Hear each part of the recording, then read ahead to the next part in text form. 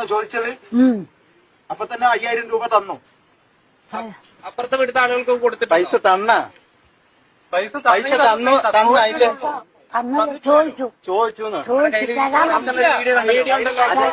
അത് പെൻഷന്റെ പൈസ ഉണ്ട്, അമ്മന്റെ കയ്യിൽ പൈസ ഉണ്ട്, മരുന്ന് പെൻഷൻ പെൻഷൻ തന്ന പൈസയുണ്ട്. അല്ല പെൻഷൻ തന്ന പണമുണ്ട് എന്റെ കയ്യിൽ. അല്ലാതെ അവരൊന്നും തന്നില്ലേ? 4000 ഉണ്ട്. അതല്ല ആ ശോഭ ഇല്ല തരാ പറഞ്ഞു. അവര് വന്നാ തരാ പറഞ്ഞു. അല്ല ഒരു വെള്ള ചുരിദാറിട്ട് ഒരു സ്ത്രീ പൈസ കയ്യിൽ വെച്ചിട്ട് കയ്യിൽ എന്തോ തന്നില്ലേ? അതെന്താ വീഡിയോ വന്നിട്ടുണ്ടല്ലോ. തന്നിട്ടില്ല. അത് അവര് കൈ കൊടുത്താണ്. എല്ലാവരും ഈ വീഡിയോ വളരെ സൂക്ഷിച്ച് കാണുക.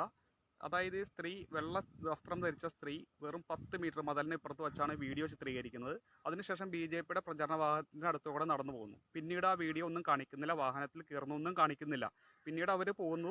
ഇതേ വെള്ള വസ്ത്രം ധരിച്ച സ്ത്രീയാണ് ഇപ്പൊ അമ്മയുടെ കയ്യിൽ നിന്ന് ആ പണം തുറന്നു കാണിക്കുന്നത്. പിന്നീട് ഇവരുടെ ടാർഗറ്റ് നോക്കൂ. നമ്മളിപ്പോ കണ്ടത് സ്ക്രിപ്റ്റ് 1, സ്ക്രിപ്റ്റ് 2, ഇനി സ്ക്രിപ്റ്റ് 3 വരാം, 4 വരാം. മുമ്പത്തെ ഇലക്ഷൻ കാലത്ത് ഇതേപോലെ ഇടക്കാലത്ത് പാലക്കാട് തന്നെ ഒരു നീല ട്രോളി ബാഗ് ആയിരുന്നു താരം. അന്ന് ഹോട്ടലിൽ ട്രോളി ബാഗിന്റെ CCTV ദൃശ്യങ്ങളുമായിട്ടാണ് ഇതേപോലത്തെ സ്ക്രിപ്റ്റ് ഇറങ്ങിയത്. ഇത്തവണ എന്തായാലും വെറൈറ്റി ഉണ്ട്. ഇത്തവണ കുറച്ചുകൂടി ജനകീയമായിട്ടുള്ള സ്ക്രിപ്റ്റാണ്.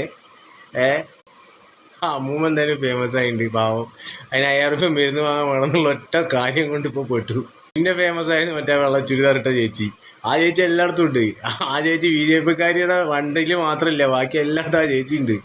ആ ചേച്ചി ആരാണോ? ചേച്ചി ഹീറോ ആണ്. ആ ചേച്ചി BJPക്കാരെന്നൊക്കെ പറഞ്ഞിട്ട് ഒപ്പത്തെ ഫോട്ടോ ഒക്കെ എല്ലാവരും പ്രചരിപ്പിക്കുന്നുണ്ട്. ഞാൻ ചേച്ചിക്ക് എത്ര കിട്ടിയെന്നുള്ള അടുത്ത സ്ക്രിപ്റ്റ് ഇറങ്ങും. മൊത്തം സ്ക്രിപ്റ്റ് മയാണ്. പാലക്കാട് ഇലക്ഷൻ എന്തായാലും എല്ലാ വർഷവും പാലക്കാട് എന്തൊരു പ്രത്യേകത കിട്ടുമോ? ഒന്നുകിൽ സ്ഥാനാർത്ഥി ഒരു വിഷയവും, അല്ലാണ്ട് അവിടുത്തെ ഇങ്ങനത്തെ ചില കാര്യങ്ങൾ ആരുടെ സ്ക്രിപ്റ്റ് ജയിക്കും, ആരുടെ സ്ക്രിപ്റ്റ് തോൽക്കും, ആരുടെ സ്ക്രിപ്റ്റ് പൊളിയെന്നുള്ളതൊക്കെ നമുക്ക് വരും ദിവസങ്ങളിൽ കാണാം എന്ന് പറഞ്ഞു നിർത്തുന്നു. നന്ദി, നമസ്കാരം.